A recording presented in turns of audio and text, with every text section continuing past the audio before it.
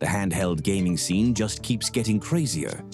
We've got the Steam Deck OLED, the Ally X, and now the AYANEO 3, probably the most customizable handheld ever made. But is all that modularity actually useful, or just another gimmick? More importantly, with its price, does it hold up against the Steam Deck and Ally X, or is this just another overpriced niche device? The AYANEO 3 is pushing the boundaries of what a handheld can be. First off, it has swappable control modules. You can completely change the layout. You want Xbox style? Sure. PlayStation layout? No problem. Trackpad like the Steam Deck? Go for it. With 56 different control setups, you can tweak it to match whatever controller preferences or weird niche setup you're into. It's rocking AMD's Ryzen AI 9H X370. That's the same chip we're expecting in the Legion Go 2. On paper, it should absolutely crush most handhelds. But here's the catch. Raw power isn't everything. It's about efficiency.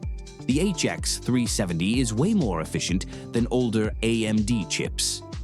In games like Forza Horizon 5 and Shadow of the Tomb Raider, it delivers similar performance at 15 watts to what the Z1 Extreme does at 20 to 25 watts.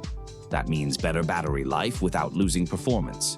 But don't get too excited. This thing only has a 50 watt-hour battery. That's way smaller than the 80 watt-hours in the Ally X. So real-world endurance may disappoint some. The AYANEO 3 comes in two versions. A 144Hz OLED model and a 120Hz LCD model with VRR.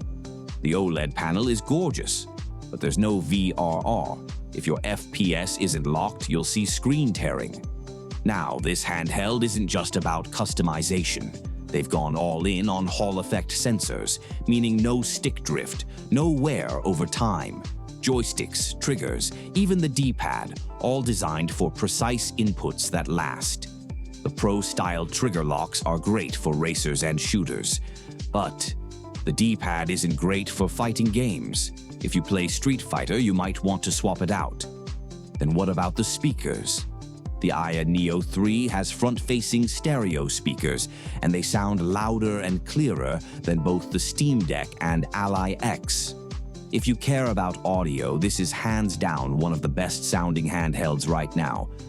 It features two USB 4 ports, allowing for high-speed data transfer, docking, and eGPU support.